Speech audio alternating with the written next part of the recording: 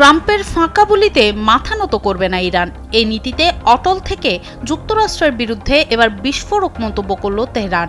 আলোচনার টেবিলে ওয়াশিংটনের অসততা নিয়ে সোমবার এক সংবাদ সম্মেলনে ইরানের পররাষ্ট্র মন্ত্রণালয়ের মুখপাত্র ইসমাইল বাকেই সরাসরি হুঁশিয়ারি দিয়ে বলেন, ওয়াশিংটন যদি অতীতের ভুল আবার করে তবে ইরানের পক্ষ থেকে কঠোর প্রতিক্রিয়ার মুখোমুখি হতে হবে। বাকেই অভিযোগ করেন, যুক্তরাষ্ট্রের কথা ও কাজের মধ্যে কোনো মিল নেই। তাদের এই দ্বিধাগ্রস্ত মনোভাব প্রমাণ করে যে তারা আলোচনায় আন্তরিক নয়। বাকেই স্পষ্টভাবে জানিয়েছেন, ইরান এখন নিজের স্বার্থ রক্ষায় সম্পূর্ণ বাস্তববাদী ও কঠোর অবস্থানে অনড়। একদিকে আলোচনার প্রস্তাব, অন্যদিকে ইরানি বন্দরে মার্কিন নৌ অবরোধ। এই পরস্পর বিরোধী অবস্থানকে তিনি অযৌক্তিক হিসেবে আখ্যা দিয়েছেন।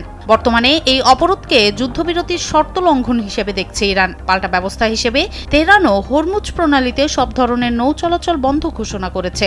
উত্তেজনার পারদ আরও চড়েছে ওমান সাগরে একটি ইরানি জাহাজে মার্কিন হামলার ঘটনায়। তবে বাকেই জানান, ইরানি বাহিনীর কঠোর প্রতিরোধের মুখে মার্কিন সেনারা পিছু হটতে বাধ্য হয়েছে। তেহরান স্পষ্ট জানিয়ে দিয়েছে, অবরোধ না তুলে নেওয়া ও আস্থার পরিবেশ তৈরি না হওয়া পর্যন্ত ওয়াশিংটনের সঙ্গে নতুন কোনো আলোচনায় বসার প্রশ্নই আসে না। জাতীয় স্বার্থ রক্ষায় কোনো আলটিমেটাম মানবে না ইরান।